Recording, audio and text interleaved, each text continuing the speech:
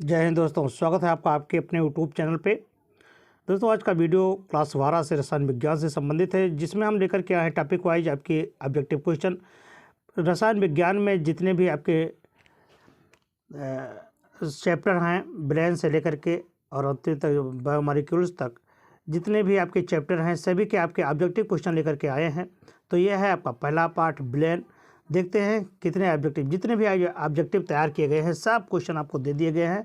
तो एक ही वीडियो में आपको सभी सिलेबस का, यानी रसायन विज्ञान के संपूर्ण सिलेबस का संपूर्ण ऑब्जेक्टिव हल आपको लेकर के आया गया है, जो इसमें 10 नंबर आपके पूछे जाते हैं ऑब्जेक्टिव में, पूरे के पूरे इसी से क्लियर हो जाएंगे। ठीक है, तो चलते हैं अगले अपने क्वेश्चन की ओर। देखिए, आपका विलेन है। विलेन का पहला क्वेश्चन देखिए इस तरह से है। ये क्वेश्चन आपको दिया गया है, 90 ग्राम जल में 1.8 ग्राम ग्लूकोज का मोल प्रभाव ज्ञात कीजिए। तो इसमें आपका दिखाया गया है कौन सा ऑप्शन सही है। ऑप्शन आपका है, ऑप्शन आपको जो दिया गया है वो उसी में हल सही दिया गया है, तो ऑप्शन आपका थर्ड सही है। अगला क्वेश्चन है, मोल जलीय विलेन में मोल प्रभाज क्या होता है। तो 1 मोल जलीय विलेन के लिए जलीय विलेन में विलेय का मोल प्रभाज कितना होगा।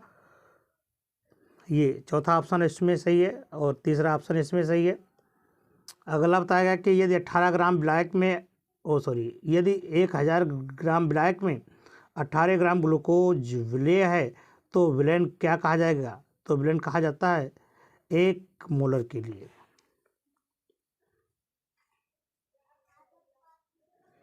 तो किसमें क्या कहा जाएगा, 1 मोलर के लिए, यानी ऑप्शन आपका 2 सही है। ठीक है, अगला क्वेश्चन है, स्प्रिट के नमूने में एथेनॉल 90% है तो एथेनॉल का मोल प्रभाज क्या होगा।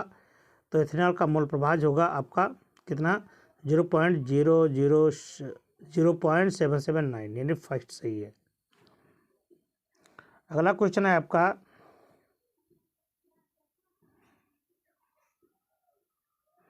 शुद्ध जल की मोललता क्या होती है। तो शुद्ध जल की जो मोललता होती है वो होती है 55.56, यानी ऑप्शन आपका फर्स्ट सही है। 0.2 mH2SO4 ब्लेंड की सांद्रता ग्राम प्रति लीटर में होगी कितनी। इसमें आपका फोर्थ ऑप्शन सही है, 19.6। किसका वाष्पदाब न्यूनतम होता है, ये आपको बताना है, किसका वाष्पदाब न्यूनतम होता है। तो ये होता है किसका, 0.1 मोल BaCl2 का। ठीक है, अगला क्वेश्चन है,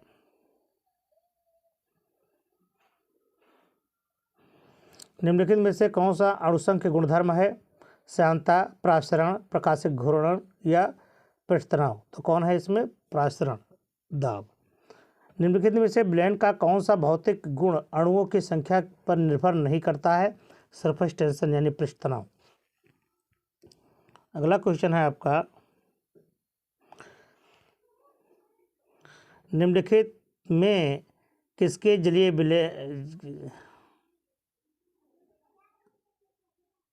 देखिए, निम्न में किसके जलीय विलेन का क्वथनांक सर्वाधिक होगा।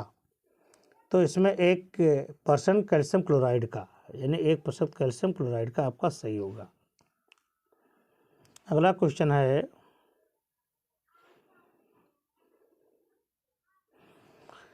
किस सूत्र द्वारा मोलर उन्नयन स्थिरांक Kb की गणना की जाती है। ये आपको सूत्र ही पूछा जा रहा है, तो सूत्र आपको याद है क्या है, m×Tb × W/1000 × W। ठीक है, तो यानी पहला ऑप्शन आपका सही है। अगला क्वेश्चन है, निम्नलिखित में से किसका प्रसरण दाब सबसे कम होता है। तो इसमें जो प्रसरण दाब सबसे कम होता है वह है स्वर्ण विलेन का। ठीक है, अगला क्वेश्चन है,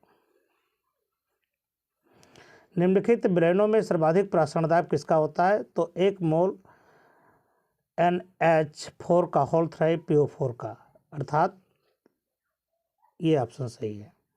सर्वाधिक क्वथनांक प्रदर्शित करने वाला जलीय विलेन है। तो सर्वाधिक क्वथनांक प्रदर्शित करने वाला जो विलेन है वह है ये 0.01 m Na2SO4।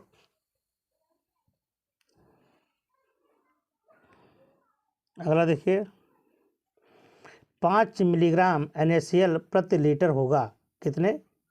तो 5 ppm पर होगा। 8 ग्राम NaOH 450 ml ब्लेंड में घुला है, तो ब्लेंड की मोलरता ज्ञात करनी होगी। तो ब्लेंड की मोलरता बराबर आपको निकालना होगा, ये क्या आएगा? 0.444 m। ठीक है।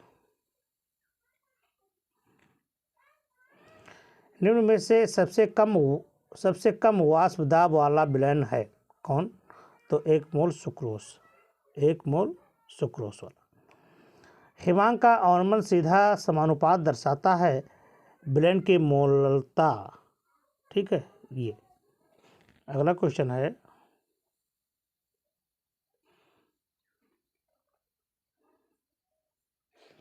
समान ताप पर किन ब्लेंडों के युग्म संप्रासारी होते हैं? तो ये होते हैं 0.1 m CaNO3 का होल ट्वाइस और इतना। अगला क्वेश्चन करा, निम्न में से न्यूनतम हिमांक वाला ब्लेंड कौन सा है? तो इसे पोटेशियम सल्फेट। कौन है? पोटेशियम सल्फेट है।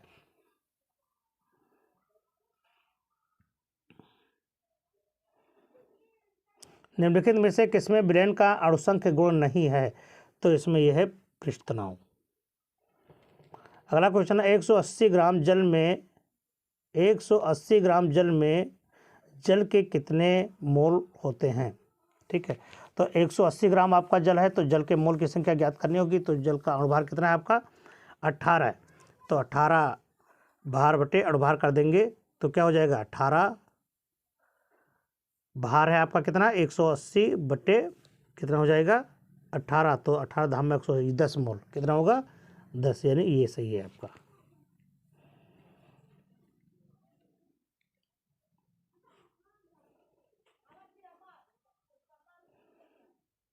ठीक है, ये आपका आएगा ये 10 मोल।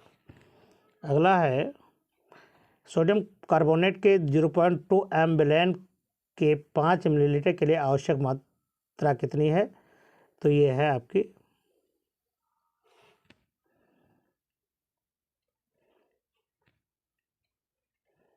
ये 10.6 ग्राम।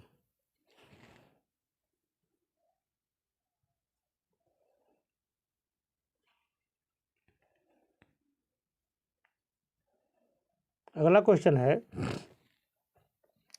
3 ग्राम एस्टिक एसिड 80 ग्राम बेंजीन में विलीन है, तो ब्लेंड की मोलरता ज्ञात कीजिए। तो इसकी मोलरता आप निकालेंगे तो कितना आएगा?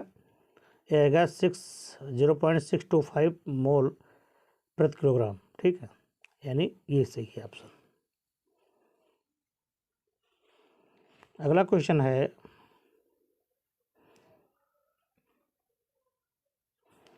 10% द्रव्यमान प्रतिशत वाले ग्लूकोज के 200 ग्राम ब्लेंड में ग्लूकोज की मात्रा क्या होगी?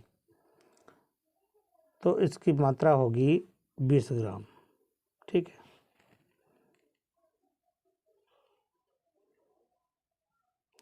ये पहला पार्ट समाप्त हो गया। अब अगला है आपका विद्युत रसायन।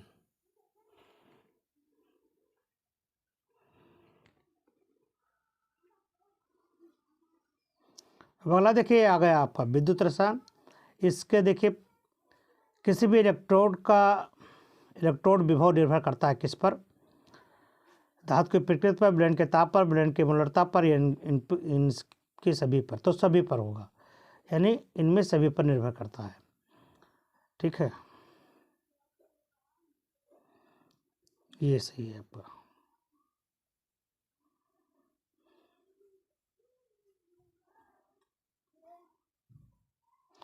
धातु जो सरलता से ऑक्सीकृत हो जाती है, वो कौन सी धातु है? वो है आपका एल्युमिनियम।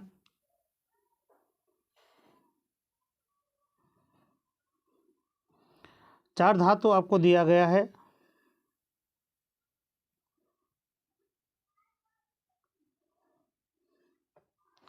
चार धातु आपको दिया गया है, कौन कौन सी है? ABCD है। मानक ऑक्सीकरण इलेक्ट्रोड विभव आपको दिए गए हैं सभी के, और इनमें सभी का आपको ऑर्डर ज्ञात करना है। तो किस ऑर्डर के ये होंगे? तो आपका ऑर्डर देखिए, जो आपको ऑर्डर दिया गया है उनमें ऑर्डर आपका कौन सही है? C सही है। ये ए से बड़ा है आपका डी, सी से डी और डी से बी। अगला क्वेश्चन देखिए,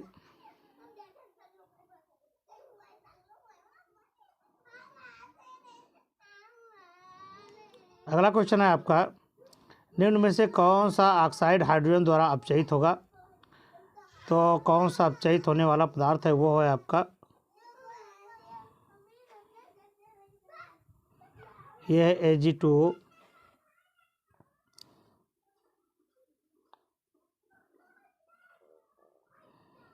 अगला क्वेश्चन है,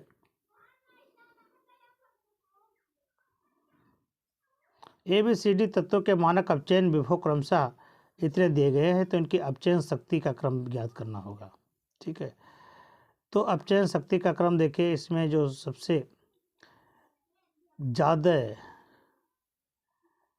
देखिए, इसमें माइनस में सबसे ज़्यादा C है, तो C सबसे पहले होगा, फिर उसके बाद में 0.5, फिर आपका ये होगा, यानी C B ये। ठीक है, तो ऑप्शन आपका कौन सही है? ये C सही है। अगला क्वेश्चन है आपका, धातु जो हाइड्रोक्लोरिक अम्ल से हाइड्रोजन विस्थापित नहीं कर सकती वह कौन सी है? वह गैस है कापर। ठीक है, उत्तर आपका A2 लिखा है, कापर, ये कापर है। ठीक है, अगला देखिए, निम्न में से कौन सी अपक्रिया संभव नहीं है? तो अपक्रिया आपकी ये देखिए संभव नहीं है, वो अपक्रिया है आपकी ये क्रिया आपकी संभव नहीं है। अगला क्वेश्चन है कि अच्छे चालकत्व विलयन वाला पदार्थ क्या है? तो अच्छे चालकत्व वाला जो विलयन पदार्थ है वह प्रबल वैद्युत अपघट्य, ये। ठीक है, अगला क्वेश्चन है आपका कि तनुता बढ़ाने पर विशिष्ट चालकता घटती है। क्या करती है? घटती है। और विशिष्ट चालकता का मात्रक क्या होता है? तो विशिष्ट चालकता का मात्रक होता है ohm inverse, centimetre inverse, mole inverse. अगला देखिए, वैद्युत अपघट्य पदार्थ नहीं है, तो वैद्युत अपघट्य पदार्थ आपका नहीं है क्या? यूरिया। अगला देखें, जल के विद्युत अपघटनी में बनी ऑक्सीजन और हाइड्रोजन का भारानुपात कितना होता है? 8:1 होता है। यानी जल के विद्युत अपघटनी में बने ऑक्सीजन और हाइड्रोजन का भारात्मक अनुपात कितना होता है? 8:1, 8:1 होता है। कैसे होता है देखिए, जैसे देखिए,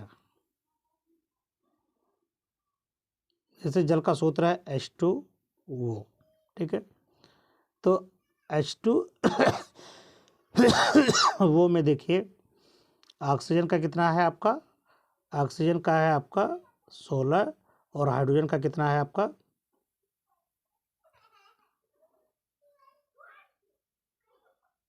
हाइड्रोजन का है आपका 2, तो 2 एक कम 2 2 अट्ठे 16। ठीक है, यानी 8:1। ठीक है, ये चीज़ बना।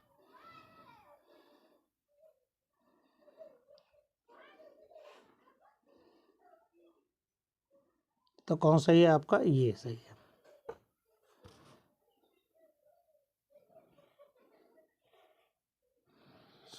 कॉपर सल्फेट के एल्युमिनियम की बोतल में कॉपर सल्फेट को एल्युमिनियम की बोतल में नहीं रखी जाती, क्यों? क्योंकि कॉपर धनायन में अपचयित हो जाता है। ठीक है, ये। अगला है आपका, 4 धातु ABCD के मानक इलेक्ट्रोड विभव आपको +1.5 वोल्ट, -2 वोल्ट, +0.34 वोल्ट तथा -0.76 है। इन धातुओं की घटती हुई सक्रियता आपको ज्ञात करनी है। तो इन धातुओं की घटती हुई सक्रियता होगी आपकी ये भी। ठीक है, अगला पाठ आ गया आपका रसायन बलगतकी। ठीक है, और रासायनिक बलगतकी से आपके जो क्वेश्चन है वो इस तरह से हैं। शून्य कोण की अपक्रिया के लिए निम्नलिखित में से कौन सा सूत्र सही है? तो इसके लिए सूत्र सही है T½ प्रोपोर्शनल अल्फा नॉट, यानी ये सही है।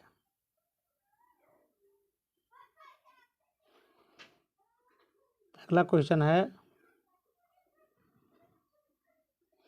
कि अभिक्रिया 2H2O2 gives out 2H2 plus O2 के लिए गामा इक्वल टू ये कि H2O2 है, यह अभिक्रिया किस कोट की है? तो ये अभिक्रिया है प्रथम कोट की। कैसे? प्रथम कोट की अभिक्रिया है।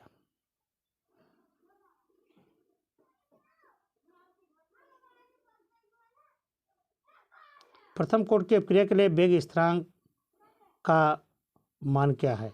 यानी वेग स्थिरांक कप्पा का मान क्या है? तो इसका मान है ये आपका 0 kappa equal to 2.303 by t लाख टन ये बाई ये माइनस एक्स। अगला क्वेश्चन है, प्रथम कोट की अभिक्रिया के लिए ये नॉट प्रारंभिक सांद्रण तथा टी समय बाद सांद्रण ये है, तो शुद्ध व्यंजक प्राप्त कीजिए। तो इसका शुद्ध व्यंजक क्या होगा? तो इसका शुद्ध मान होगा ये। ठीक है,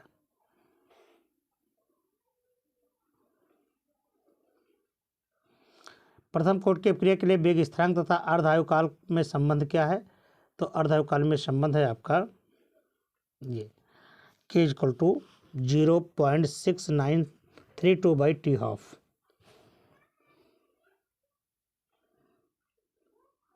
प्रथम कोट की अभिक्रिया का अर्ध समय 4 मिनट है, तो 99.9 अभिक्रिया कितने समय में पूर्ण होता है? तो ये आपको लगा कर देखना होगा, ये पूरा होता है कितने? 40 मिनट में।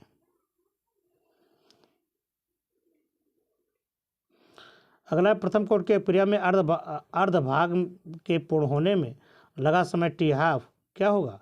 उसकी प्रारंभिक सांद्रता पर निर्भर नहीं करता है।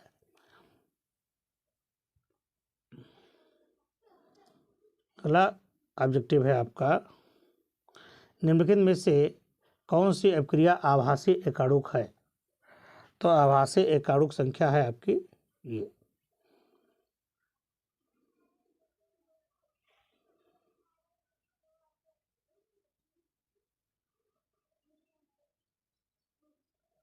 अगला क्वेश्चन है, अभिक्रिया ये गिव्स आउट बी में अभिक्रिया की दर अभिकारकों का सांद्रण 4 गुना बढ़ाने पर 2 गुना बढ़ जाती है। अभिक्रिया की कोटि क्या होगी? तो कोटि इसकी होगी हाफ। अगला है, प्रथम कोट की अभिक्रिया के 50% पूरा होने में लगभग कितना समय लगता है? तो लगभग समय इसमें लगता है टी हाफ का लगभग 1.1 गुना। क्लियर? नेक्स्ट क्वेश्चन है कि प्रथम कोट अभिक्रिया की अर्धायु काल यानी अर्धायु 400 सेकंड है, तो इसका वेग स्थिरांक क्या होगा? तो इसका वेग स्थिरांक होगा 1.73 इंटू 10⁻³ सेकेंड इनवर्स। अगला क्वेश्चन है,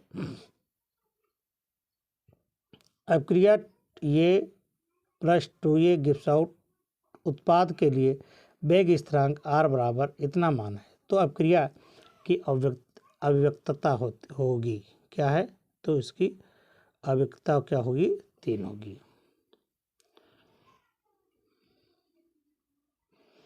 शून्य कोट की अभिक्रिया के लिए वेग स्थिरांक का मात्रक क्या होता है? तो शून्य कोट की अभिक्रिया के लिए वेग स्थिरांक का मात्रक होता है मोल प्रति लीटर प्रति सेकंड इनवर्स। प्रति सेकंड लिख दीजिए, तो आपका हो जाएगा mole litre inverse second inverse. ठीक है, अगला क्वेश्चन है, निम्नलिखित में से कौन अभिक्रिया शून्य कोट की अभिक्रिया है? तो इसमें ये अभिक्रिया आपकी शून्य कोट की H2Cl2 गिव्स आउट 2HCl। ठीक है, अगला है,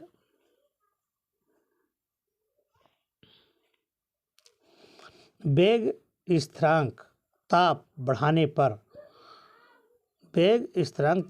पर बढ़ेगा, घटेगा, अपरिवर्तित रहेगा या कोई नहीं? तो इसमें क्या होगा? बढ़ेगा।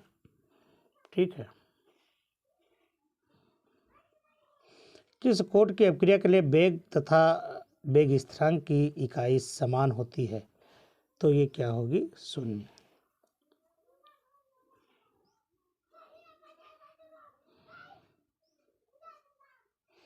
प्रथम कोट की अभिक्रिया के वेग स्थिरांक की इकाई क्या होती है?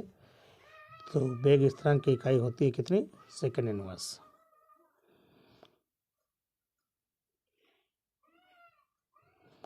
प्रथम कोटि की क्रिया के लिए वेग स्थिरांक 2 × 10⁻³ सेकेंड इनवर्स है, तो इसकी अर्ध आयुकाल क्या होगी? तो इसकी अर्ध आयुकाल होगी 3.465 × 10⁻² सेकेंड।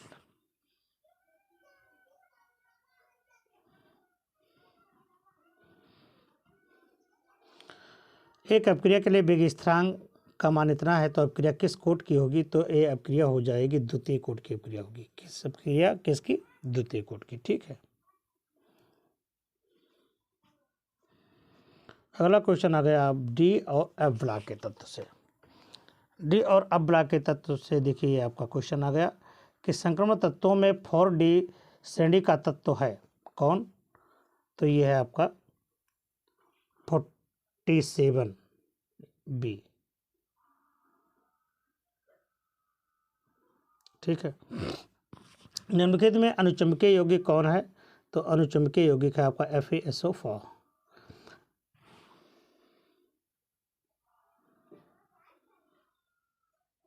निम्नलिखित आयनों में अनुचुंबकीय आयन कौन सा नहीं है? तो वो आयन नहीं है आपका Zn। निम्न में अनुचुंबकीय आयन है कौन? निकिल।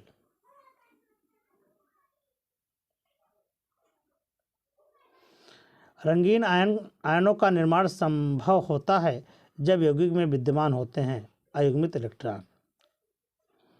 और अगला है निम्न में रंगहीन आयन किस में होते हैं? तो ये होते हैं कॉपर में।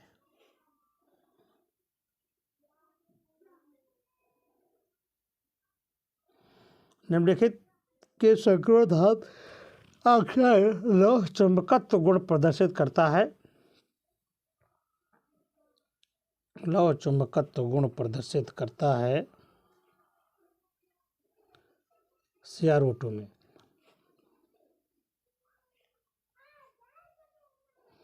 एक संक्रमण धातु की अधिकतम ऑक्सीकरण अवस्था प्राप्त करने में कौन से इलेक्ट्रॉन मुक्त होते हैं? तो वो इलेक्ट्रॉन मुक्त होंगे आपके ये संक्रमण धातु जो परिवर्ती ऑक्सीकरण अवस्था प्रदर्शित नहीं करती वह है कौन? Zn। Zn आपकी प्रतिवर्ती ऑक्सीकरण अवस्था प्रदर्शित नहीं करता है। ठीक है।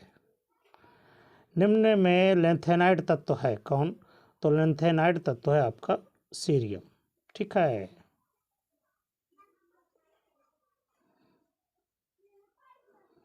अगला आ गया आपके उपसह कोऑर्डिनेशन कंपाउंड से आ गया उपसह संयोजन।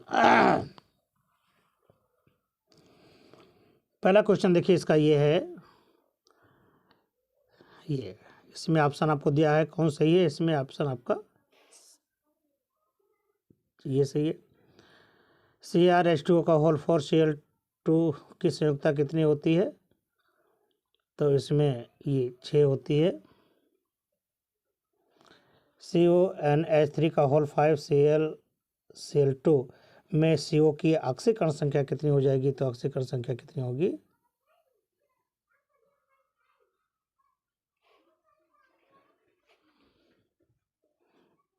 ये हुई।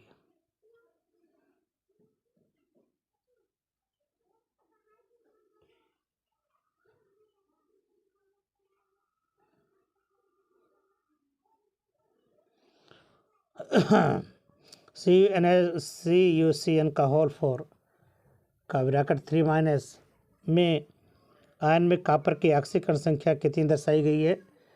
तो कॉपर की ऑक्सीकरण संख्या यहाँ दर्शाई गई है +3। निम्नलिखित में से कौन सा आयन उपसंयोजक यौगिक नहीं है? वो आपका सोडियम है। कौन सा धनायन अमोनिया के साथ अमीन संकुल नहीं बनाता? वो है एल्युमिनियम।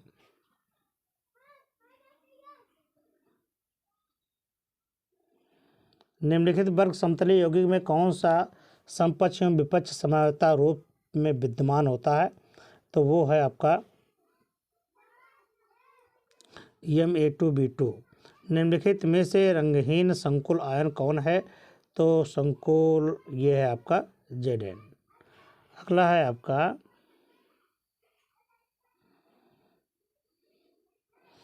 जटिल यौगिक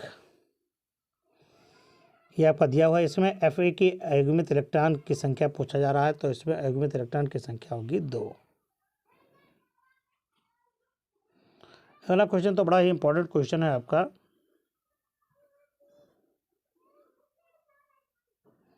ये इसका आपको IUPAC नाम लिखना है, ठीक है। तो पहला देखिए, पहला है आपका K3 अंडर बड़े ब्रैकेट के अंदर Cr, फिर C2O4 यानी C2O4 ब्रैकेट का होल 3, फिर बड़े ब्रैकेट के अंदर। तो इसमें देखिए इसका नाम क्या होगा इसका नाम होगा पोटेशियम ट्राईऑक्जेलेटोक्रोमेट 3, ठीक है।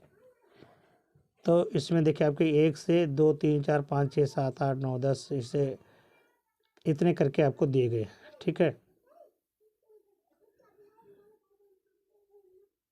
और उसके आंसर यहाँ पर आपको दिए गए हैं ये,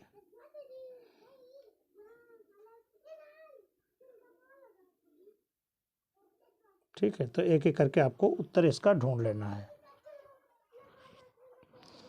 अगला दिया गया है आपको ये, इसका भी आपको सूत्र लिखना है।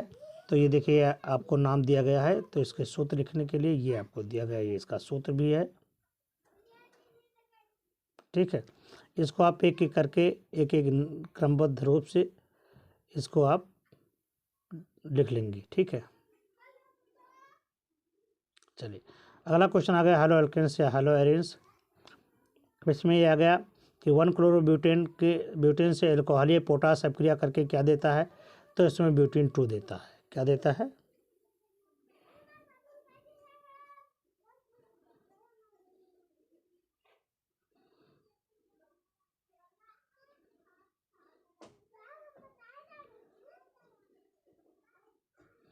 ये ब्यूटेन 1 देता है। CH3CH Br CH2 में इसमें मुख्य उत्पाद क्या है, तो इसमें मुख्य उत्पाद है आपका ब्यूटेन 2। हालोफॉर्म किसके किसके ट्राई हाइड्रोजन उत्पन्न होते हैं, तो ये है आपका मेथेन की, किसके, मेथेन के। अगला क्वेश्चन कह रहा है निम्नलिखित में से C6H6Cl2 से अपक्रिया करेगा तो क्या बनेगा, तो ये बनेगा आपका ये।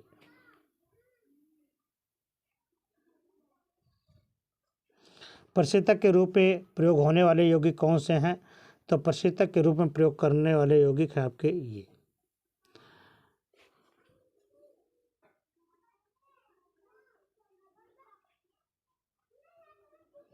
क्लोरोफॉर्म प्रकाश की उपस्थिति में वायु द्वारा धीरे धीरे ऑक्सीकृत होकर के क्या बना लेता है, क्लोरोफॉर्म वायु की उपस्थिति में अपक्रिया करके फास्जिन गैस बना लेता है, ठीक है।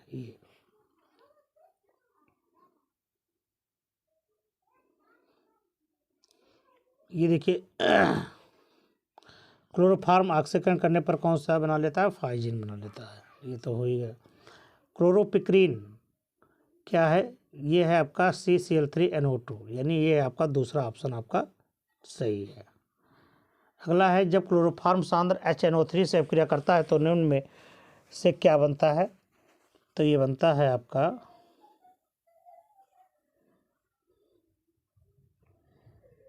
ये बनता है। अगला क्वेश्चन कह रहा है कि IUPAC नाम लिखिए इसका। 1 2 3 4 5 6 इसमें देखिए क्वेश्चन दिया गया है ये, तो इसके नाम आपको देखिए इस पहले का क्या नाम है, इसमें कार्बन आपको देखना होगा 1 2 3 4 4 कार्बन दिखाई दे रहे, तो ब्यूट हो जाएगा। एक यहाँ Br जुड़ा है, एक यहाँ Cl जुड़ा है, तो इसका नाम हो जाएगा 2 ब्रोमो 3 क्लोरोब्यूटेन, ठीक है। इसके आंसर आपको ये देखिए सभी के दिए गए हैं। तो ये आपका क्वेश्चन और ये है उसका आंसर। अगला क्वेश्चन है कि ये निम्नलिखित में से इनकी संरचना सूत्र बनाने हैं आपके, यानी IUPAC नाम लिखा हुआ है, इसका सूत्र आपको बनाने हैं, ठीक है। ये देखिए सूत्र बना करके आपको दिखाया गया है, ये सूत्र है आपका। 5 सूत्र यहाँ है और अगला है यहाँ पर ये, ठीक। चलिए अगले क्वेश्चन की तरफ चलते हैं। अगला है क्वेश्चन अल्कोहल, फिनाल और ईथर से। ग्लूकोज को एथिल अल्कोहल में परिवर्तित करने वाले प्रयुक्त एंजाइम कौन से हैं? तो ये प्रयुक्त करने वाले एंजाइम आपके हैं कौन? जाइमेज हैं। परिशोधित स्पिरिट में अल्कोहल होता है कितने %? 95.5% होते हैं।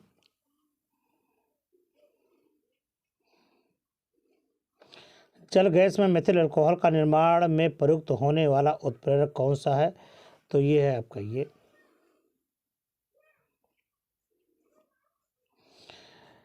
फिनाल पहले सांद्र सल्फ्यूरिक अम्ल से क्रिया करता है, फिर सांद्र नाइट्रिक अम्ल से क्रिया करता है, तो क्या बनेगा? ऑर्थोनाइट्रोफिनॉल बनेगा। क्या बनेगा? ऑर्थोनाइट्रोफिनॉल। अगला क्वेश्चन है आपका सांद्र H2SO4 की उपस्थिति में फिनाल को थाइलिक एनहाइड्राइड के साथ गर्म करने पर क्या बनता है? तो गर्म करने पर आपका क्या बनेगा? फिनाल फथेलिन बनेगा। अगला आ गया चैप्टर आपका एमीन। क्या आ गया? एमीन। अब एमीन से क्वेश्चन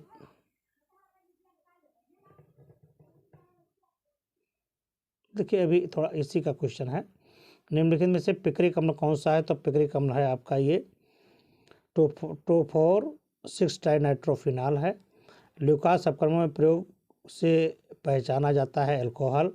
ल्यूकास अपक्रमक कौन होता है? तो सांद्र HCl तथा निर्जल ZnCl2 होता है।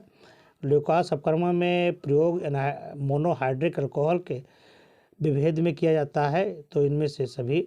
और ये है आपका, इसका नाम आपको बनाना है, तो इसका नाम है 3-मिथिल ब्यूटेन टू ऑल।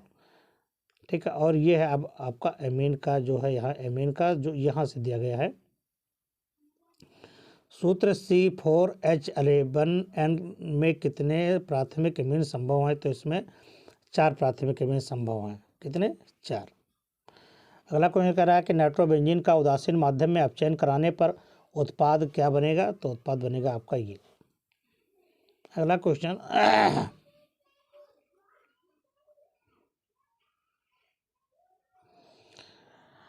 नाइट्रोबेंजीन का प्रबल अम्लीय माध्यम में अपचयन करने पर अंतिम उत्पाद बनता है एनिलीन। ठीक है। और नाइट्रोबेंजीन को क्या कहते हैं? नाइट्रोबेंजीन को कहते हैं मिर्बिन का तेल। क्या कहते हैं? मिर्बिन का तेल कहते हैं।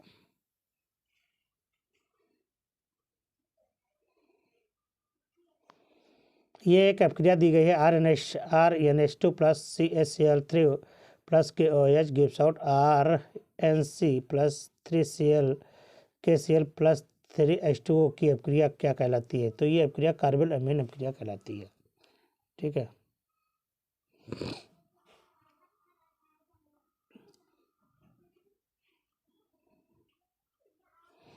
निम्न में से कौन सी अमीन कार्बल अमीन अपक्रिया नहीं देती है? ये बताना आपको। तो कार्बल अमीन अपक्रिया नहीं देती है, वो है आपका थर्ड है ये।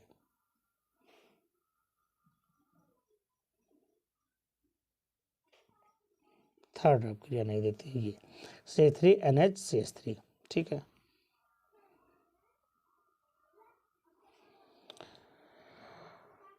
अमीनों का जलीय विलयन होता है कैसा? अमीनों का जलीय विलयन होता है उभयधर्मी। ठीक है। ये क्या होता है? उभयधर्मी होता है।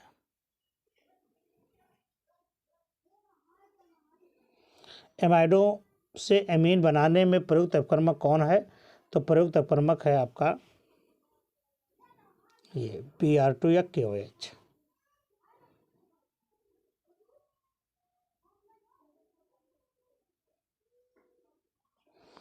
निम्नलिखितों में कौन सा टालन अपक्रमक को अपचयित करता है? तो टालन अपक्रमक को अपचयित करता है तो वो है आपका ये C6H5NH2। सर्वाधिक अधिक क्षारीय एमीन कौन सी है? तो ये है आपका ये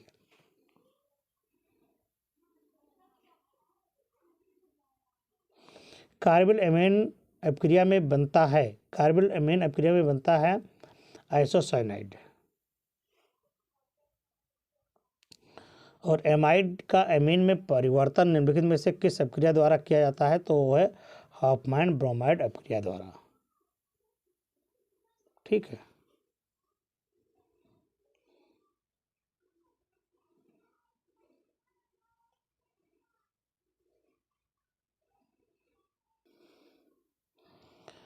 प्राथमिक एमीन के परीक्षण में प्रयुक्त होने वाली अभिक्रिया कौन सी है? तो यह है कार्बल एमीन अभिक्रिया। कौन सी अभिक्रिया है? कार्बल एमीन अभिक्रिया। एनिलीन के ब्रोमोनीकरण या ब्रोमीनन से प्राप्त होता है क्या? तो यह ट्राई ब्रोमो एनिलीन। ठीक है। अगला है आपका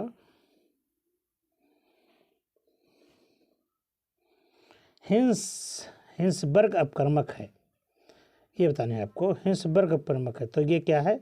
बेंजीन सल्फोनिल क्लोराइड। ठीक है ये। और अगला क्वेश्चन है कार्बली एमीन क्रिया देता है किस पर? तो ये क्रिया देता है ये पहले पर CH3NH2 पर। ठीक है। अब क्वेश्चन आ गया आपका जैव अणु का। बहुत ही इंपॉर्टेंट पॉइंट है ये आपका जैव अणु का। ये पहला क्वेश्चन है। एकों का युग्म जिनमें दोनों यौगिक टालिन अपकर्मक के साथ धनात्मक परीक्षण देते हैं वो कौन से हैं? वो हैं ग्लूकोज और फ्रक्टोज। ठीक है। एन्युलिन के जलापघटन से क्या प्राप्त होता है? तो एन्युलिन के जलापघटन से फ्रक्टोज प्राप्त होता है।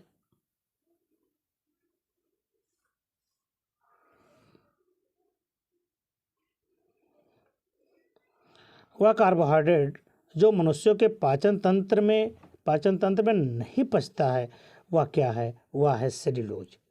ठीक है।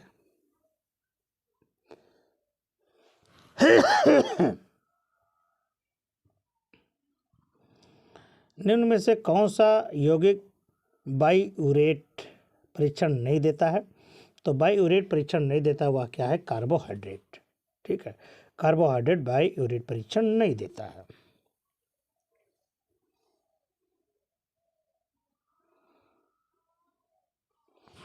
अगला क्वेश्चन है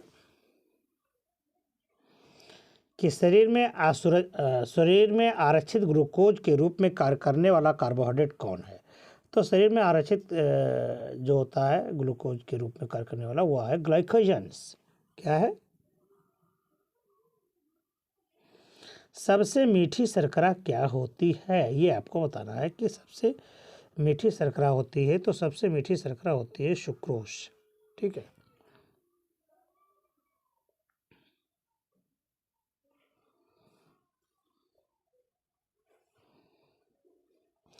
दूध में पाई जाने वाली शर्करा कौन सी होती है? तो दूध में पाई जाने वाली जो शर्करा है वह है लैक्टोस। क्या?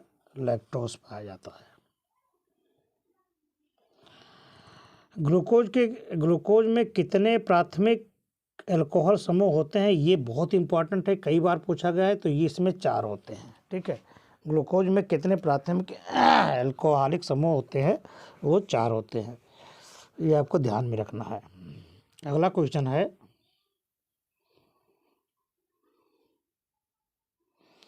कैल्सीफेरॉल क्या कहलाता है? तो इसमें कौन है जो कैल्सीफेरॉल कहलाता है? तो इसमें है विटामिन डी। विटामिन डी को कैल्सीफेरॉल के नाम से जाना जाता है।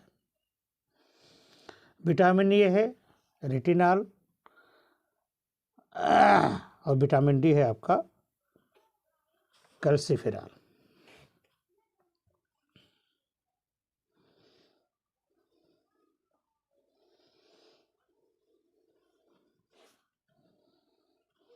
एस्कॉर्बिक अम्ल है क्या? तो एस्कॉर्बिक एसिड आप जानते ही हैं कि एक प्रकार की विटामिन है। तो एस्कॉर्बिक एसिड इसमें क्या है? तो एस्कॉर्बिक एसिड एक प्रकार की विटामिन है। डीएनए में कौन सा क्षारक नहीं होता है? तो डीएनए में आपका यूरेसिल नहीं होता है।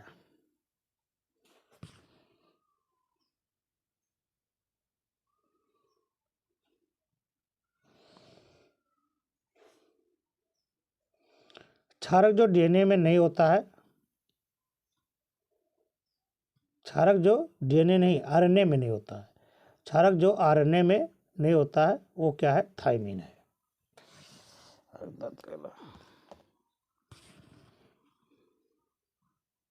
थायमीन है। एस्कॉर्बिक एसिड किसका नाम है? एस्कॉर्बिक एसिड विटामिन सी का नाम है। ठीक है।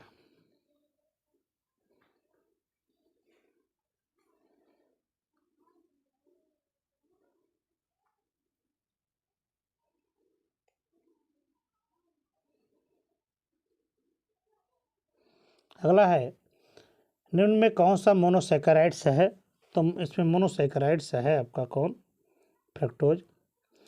एमिनो अम्ल निम्न के निर्माण की एक इकाई होती है, तो ये है आपकी प्रोटीन।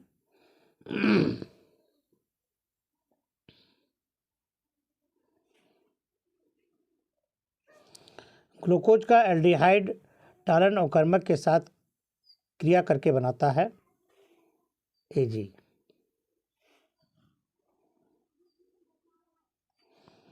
इनमें से कौन मोनोसैकेराइड्स है, ठीक है, तो ये तो वही हुआ, ठीक है। तो इस तरह से आपके पूरे के पूरे क्वेश्चन आपके समाप्त हो गए। जितने भी आपके पार्ट थे सभी के आपके ऑब्जेक्टिव क्वेश्चन बता दिए गए हैं। फिर हम मिलते हैं आपको अगले वीडियो में, तब तक के लिए नमस्कार, जय हिंद। आप पढ़ते रहें, मस्त रहें,